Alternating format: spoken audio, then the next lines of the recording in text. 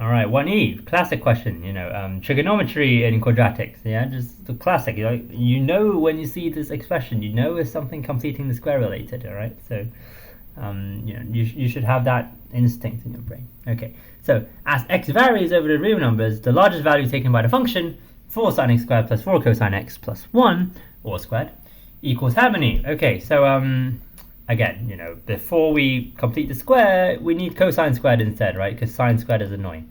Okay, so what is 4 sine squared? 4 sine squared is 4 minus 4 sine squared x is 4 minus 4 cosine squared, right? Like that. Cool. And so let's square the thing, right? No, not square the thing, but simplify the thing.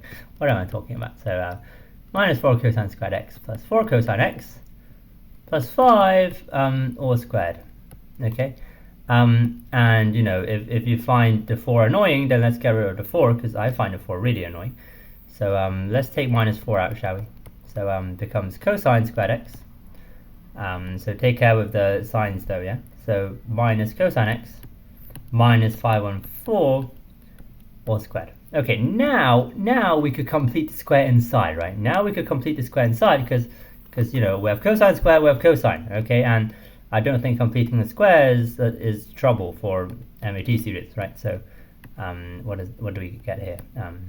Minus 3 on 2, is it? Yes, okay, fine. So now we get this expression here, and let's have a look. So cosine, we want the largest value, right? So we want this to be big, or do we? The minimum of this is 0, right? So okay. Now if we want cosine to be big, let's say 1, then this becomes 1 minus 1 half, and it becomes 1 half squared. And this is positive. This is greater than 0, right? And this is negative. And this negative is much more negative compared to the positive in front, if you get what I mean. Okay, so this is much more negative.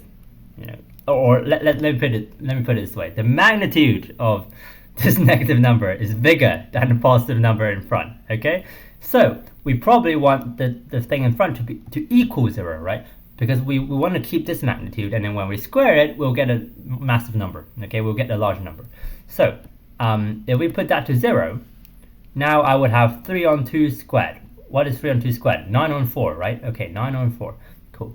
So now this becomes 9 on 4. So that is 16 times 9 on 4, which is 36, right? Okay, so hopefully, the logic with the positive and negative in the second last line was okay, right? This is about the magnitudes of things. You probably don't want cosine x to be 1 or minus 1, right? Because that's dumb. Genuinely dumb, okay? You probably want this square expression to be 0, right? To preserve the magnitude of the negative number behind. Okay, so answer 36. Cool.